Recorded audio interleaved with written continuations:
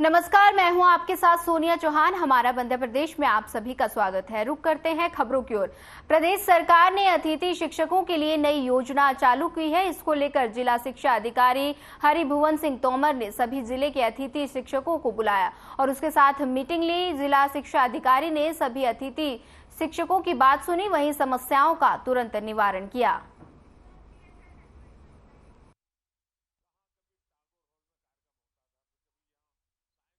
Collector साहब की अध्यक्षता में ये अतिथि शिक्षकों की जो समस्याएं थी उसके निराकरण के लिए एक कैंप टाइप का रखा गया था।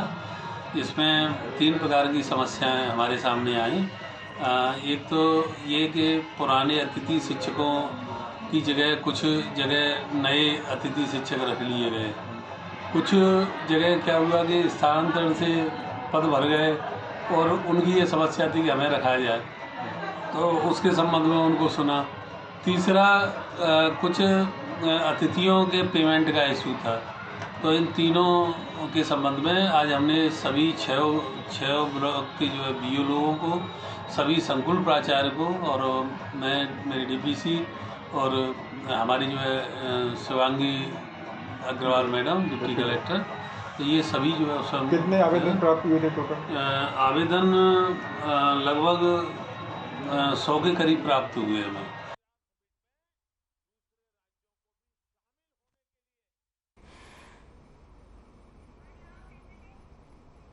भिंड जिले के रोन पुलिस को 24 सितंबर को मुखबिर से सूचना मिली थी कि इनामी बदमाश मौसी का यहां रहुआ गांव में जन्मदिन पार्टी में शामिल होने आया है। बदमाश पर पहले से ही कई अपराध मामले दर्ज हैं।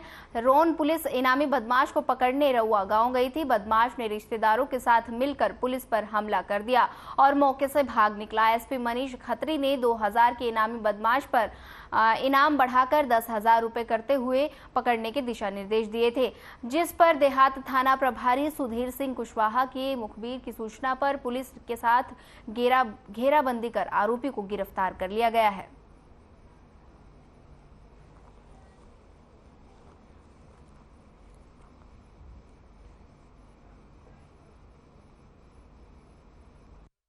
ये कुख्यात आरोपी है। इसके विरुद्ध लगभग 14 प्रकरण पंजीबद्ध हैं। ग्वालियर और भिंड के कई थानों में इसके खिलाफ गंभीर अपराध हैं, जिसमें गोली चलाने के भी अपराध हैं। 307 के इसके खिलाफ 3-4 प्रकरण हैं। लूट के इसके खिलाफ प्रकरण हैं। और अभी हाल फिलहाल में रोन थाने पर इसके द्वारा पुलिसकर्मियों के साथ में मारपीट की गई है, उसका भी प्रकरण अलग से रोन थाने में पंजीबद्ध है। इस पर से श्रीमान पुलिस अधीक्षक महोदय श्री मनीष खत्री साहब ने निर्देश दिए थे। ये चूँकि देहात थाना क्षेत्र का रहने वाला था, इसके ऊपर कड़ी से कड़ी कार्रवाई की जाए, तो इसके विरुद्ध एनएसए राष्ट्रीय सुरक्षा अधिनियम के तहत कार्रवाई की गई। कलेक्टर महोदय द्वारा उसका वारंट जारी किया गया। उस वारंट की तलाश में टीम लगाई गई। मुखबिर के द्वारा मालूम पड़ने पर टीम ने इसको घेर कर पकड़ा और इसको गिरफ्तार किया और इंदौर जेल के लिए रवाना कर दिया गया।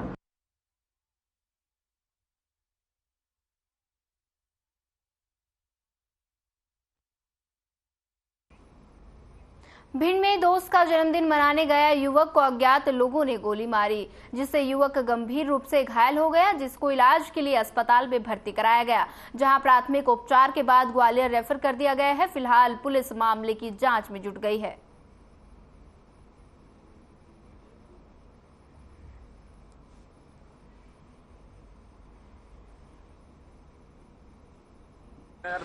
मेरा भाई आया था पत्तन, वो भीमनगर से गाड़ी ले गया था सर।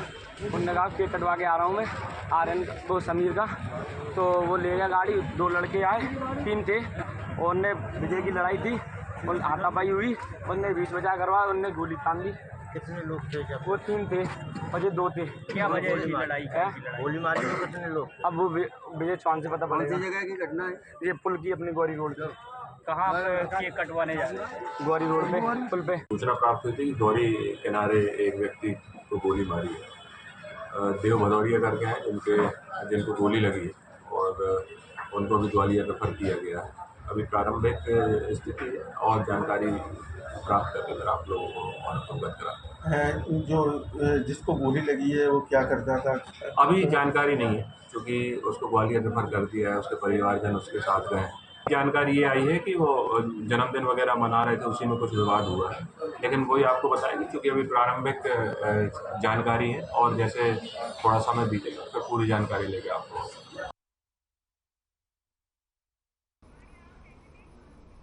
भिंड जिले के सुप्रसिद्ध दंद्रोआ धाम के अलावा काकसी सरकार और रावतपुरा सरकार, मनसापूर्ण हनुमान मंदिर, जामने वाला हनुमान जी, बड़े हनुमान जी समेत कई मंदिरों में बुढ़वा मंगल के दिन भक्तों का मेला लगा हुआ है।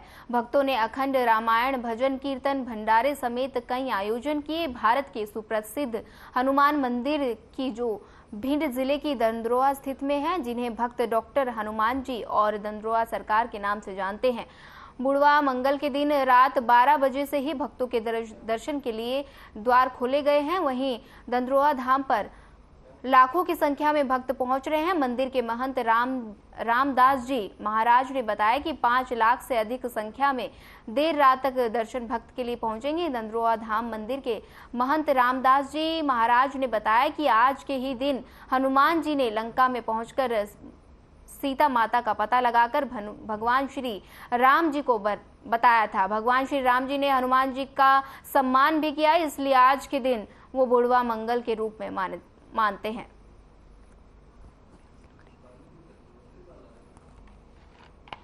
बुढ़वा मंगल को हनुमान जी और सीता का पता लगा के आए थे तो रामादल में खुशियाँ छा गईं। सभी लोग बड़े उत्साह से, बड़े प्रसन्न होकर के सभी लोग एकत्रित हो गए।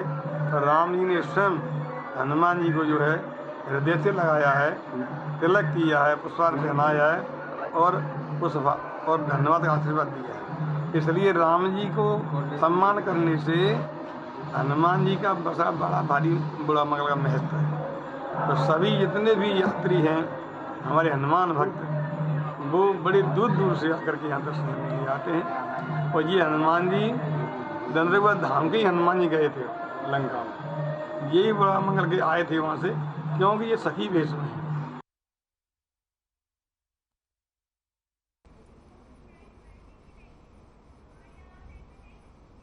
भोपाल राज भवन मनमोनित जनजाति मध्य प्रदेश की एकमात्र महिला डॉक्टर दीपमाला रावत, जो रानी दुर्गावती अवार्ड समिति की सदस्य हैं, उनके द्वारा बड़वानी के आज़ादी अमृत महोत्सव को लेकर बड़वानी कल्याण परिषद के द्वारा जनजातीय शहीदों की भूमिका पर कार्यक्रम के माध्यम से याद किया गया। और आर्यन टीवी से डॉक्टर दीपमाला रावत ने खास बातचीत की, सुनिए।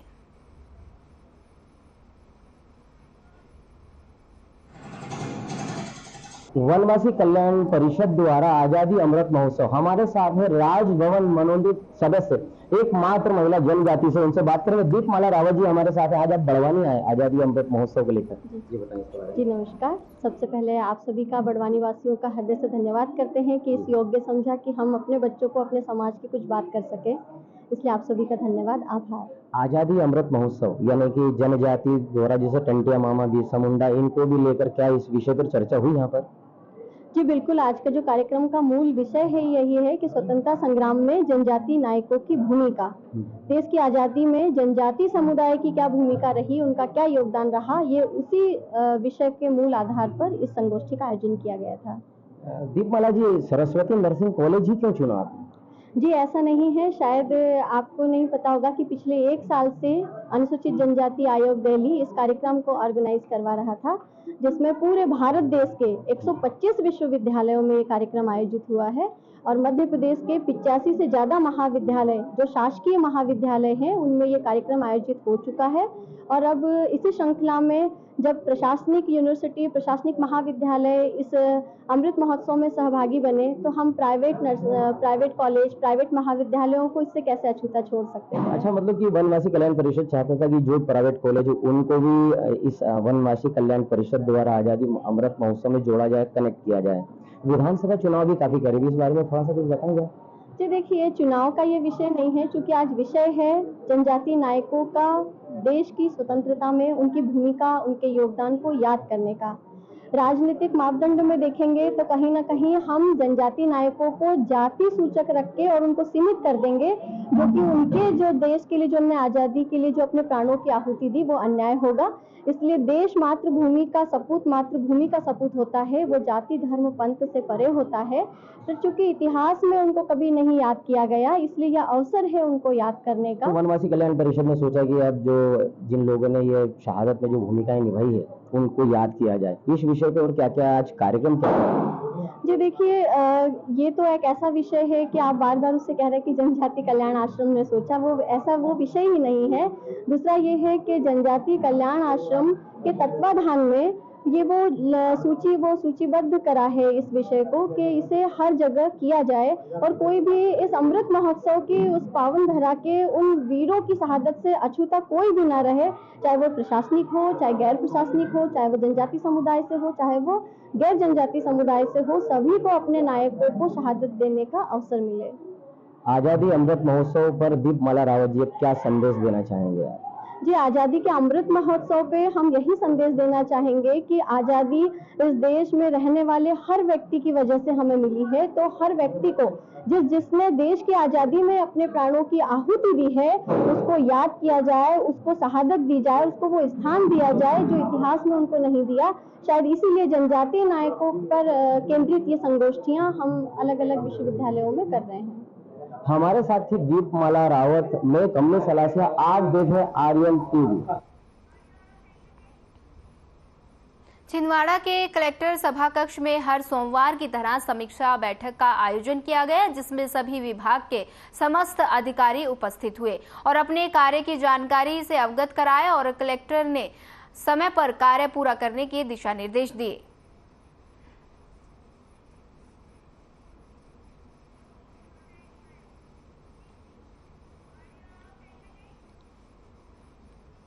खबर छिंदवाड़ा से है, जहां पुलिस नियंत्रण कक्ष पुलिस ग्राउंड से त्योहारों को देखते हुए कलेक्टर, एसपी और जिले के सभी अधिकारियों ने पुलिस कर्मचारियों द्वारा संयुक्त रूप से फ्लैग मार्च निकाला गया, जो शहर के व्यस्तम इलाकों से गुजर रही है, वापस पुलिस नियंत्रण में कक्ष पर समाप्त हुआ।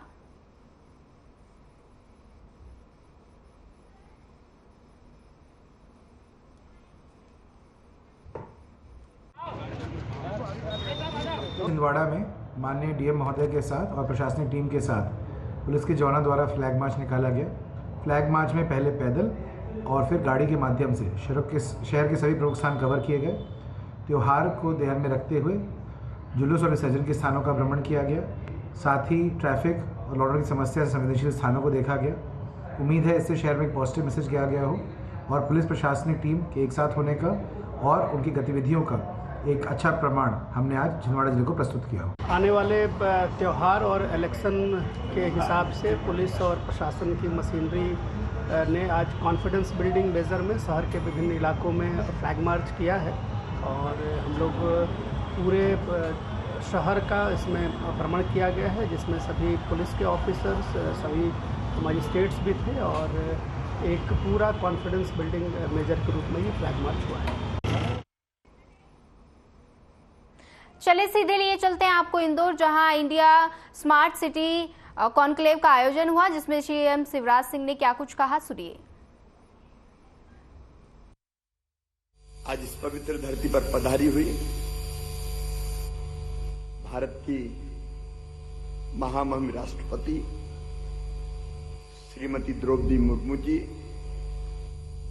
उनका देश के सबसे स्वच्छ और स्मार्ट शहर इंदौर में मध्य प्रदेश की 9.5 करोड़ जनता की ओर से मैं हृदय से स्वागत करता हूं, अभिनंदन करता हूं।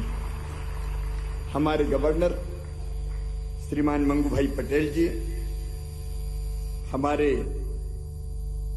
अर्बन डेवलपमेंट मिनिस्टर और जिनके नेतृत्व में स्मार्ट सिटी का प्रधानमंत्री जी के मार्गदर्शन में यह काम चल रहा है, आदरणीय हरदीप सिंह पुरी जी, आदरणीय कौशल किशोर जी, मध्य प्रदेश के शहरी विकास मंत्री, उनको भी मैं विशेष रूप से बधाई देता हूं नंबर 1 आने के लिए मध्य प्रदेश के। श्री भूपेंद्र सिंह जी, भाई तुलसी सिलावट जी, बहन उषा ठाकुर जी, मेरे मंत्रिमंडल के सहयोगी हैं, शंकर ललवानी जी मेंबर ऑफ पार्लियामेंट, इंदौर के मेयर भाई पुष्यमित्र भार्गव जी, श्री मनोज जोशी जी, और देश भर से यहां पधारे हुए मेरे प्रिय बहनों और भाइयों। भारत की परंपरा रही है अतिथि देवो भव की परंपरा। आप सब हमारे लिए मेहमान हैं, और मेहमान जो हमारा होता है वो जान से प्यारा होता है। मध्य प्रदेश की इस परंपरा के अंतर्गत मैं आप सबका, इंदौर जो हर दौर में आगे रहने का आदी हो गया है, बहुत स्वागत करता हूं। मां अहिल्या का शहर है इंदौर, हमारे सपनों का ठौर है इंदौर, सफाई में नंबर 1 और स्मार्ट सिटी का सिरमौर है इंदौर। इसके पकवानों की खुशबू हमें खींच लाए, इसके पोहे जलेबी जी ललचाए, इसकी गलियों गलियों का स्वाद बेजोड़ है, ये इंदौर है। मालवा का चंदन हमारा अभिनंदन है, इसके जैसा ना कोई और है, ये इंदौर है। इस पवित्र धरती पर आपका फिर एक बार मैं हृदय से स्वागत करता हूं। इंदौर में कोई पूरब का, पश्चिम का, उत्तर का, दक्षिण का नहीं रहता। जो इंदौर आता है वो इंदौर का ही हो जाता है, जैसे दूध में शक्कर मिलके एक हो जाती है। चाहे आप 56 दुकान चले जाएं, चाहे आप सराफा चले जाएं, चाहे आप राजवाड़ा चले जाएं, इंदौर सबको दिल से अपनाता है, स्नेह प्रेम और आदर देता है। आत्मवत् सर्वभूतेषु जियो और जीने दो, प्राणियों में सद्भावना हो, विश्व का कल्याण हो, इस मंत्र को जमीन पर उतारता है इंदौर। मेरे प्रिय बहनों और भाइयों, हमारे राष्ट्रपिता महात्मा गांधी जी ने कहा था, हर आदमी को अपना सफाई कर्मी होना चाहिए। और बापू की इन पंक्तियों को आचरण में उतारा हमारे प्रधानमंत्री श्रीमान नरेंद्र मोदी जी ने, और उन्होंने स्वच्छता को मिशन बना लिया, और उन्होंने खुद अपने हाथों में झाड़ू उठाई तो सारे देश ने अपने हाथों में झाड़ू उठा ली। और इंदौर इसका आदर्श उदाहरण है, क्योंकि स्वच्छता के लिए अगर सबसे अनमोल प्रयास किसी ने किया है और सबसे प्रमुख महायज्ञ में स्वच्छता की आहुति दी है तो इंदौर ने दी है। मैं केवल एक घटना सुनाता हूं आपको, लंबा समय नहीं लूंगा। एक पत्रकार दिल्ली से इंदौर आए, इंदौर से वो भोपाल गए, और भोपाल मुझे मिलने पहुंचे तो उनने कहा कि इंदौर तो गजब का शहर है। मैंने कहा क्या हो गया आपका, ये आपको ये अनुभव कैसे हुआ? वो एयरपोर्ट से एक टैक्सी में बैठे, और टैक्सी में बैठे बैठे चलते चलते रास्ते में उनने खाने का एक पैकेट खोला और उसमें से कोई चीज खाई, और वो जो पैकेट का रैपर था, पन्नी थी, उसको कांच खोला और नीचे फेंक दी। जैसे उनने नीचे फेंकी, ड्राइवर ने ब्रेक लगाया, गाड़ी रुकी, ड्राइवर उतरा, और पता नहीं कितनी दूर वो उड़ गया था खाली पैकेट। ड्राइवर वहां गया, उठाया, वापस लेके आया। अब ये पत्रकार महोदय आश्चर्यचकित थे कि ये कैसा ड्राइवर है। उसने पूछा भाई हो क्या गया? तो ड्राइवर का उत्तर था कि साहब आपने खा के ये पैकेट बाहर फेंक दिया, मेरी गाड़ी में डस्टबिन है, ऐसे बाहर मत फेंकना, मेरे इंदौर की इज्जत का सवाल है। जब स्वच्छता की भावना एक चालक के, ड्राइवर के मन में भी इतने गहरे तक पैठ बना लेती है, तब कोई शहर इंदौर बनता है। ये हमारी प्रेरणा है। और वैसे ही प्रधानमंत्री जी के आह्वान पर मध्य प्रदेश ने लगातार प्रयास किया, और स्वच्छता हो और चाहे स्मार्ट सिटी का मिशन, हमने इसको जन आंदोलन बनाने का प्रयास किया।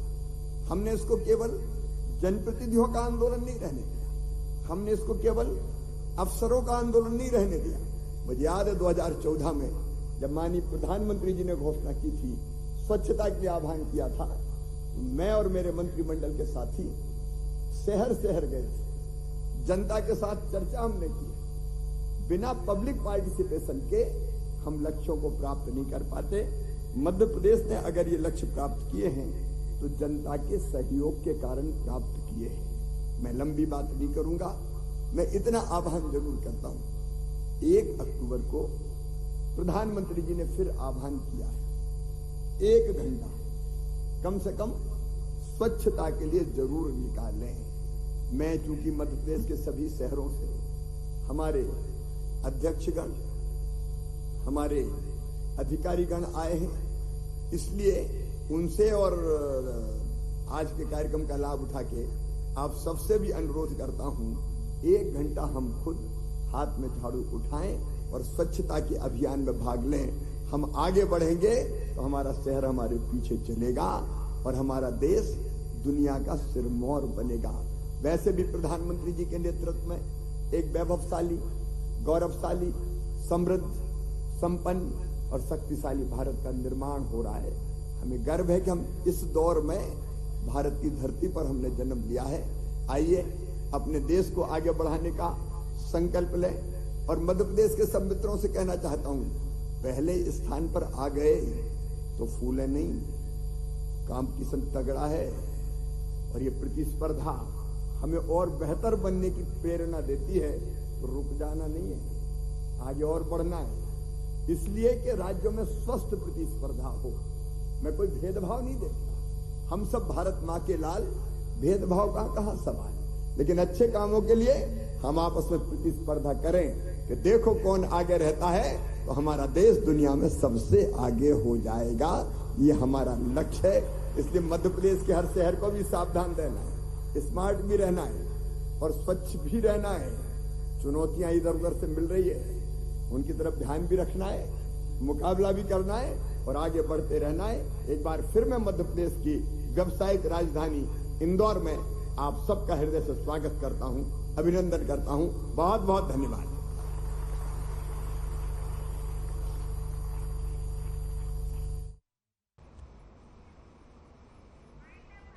फिलहाल इस बुलेटिन में इतना ही। ज्यादा खबरों के लिए बने रहिए हमारे साथ। नमस्कार।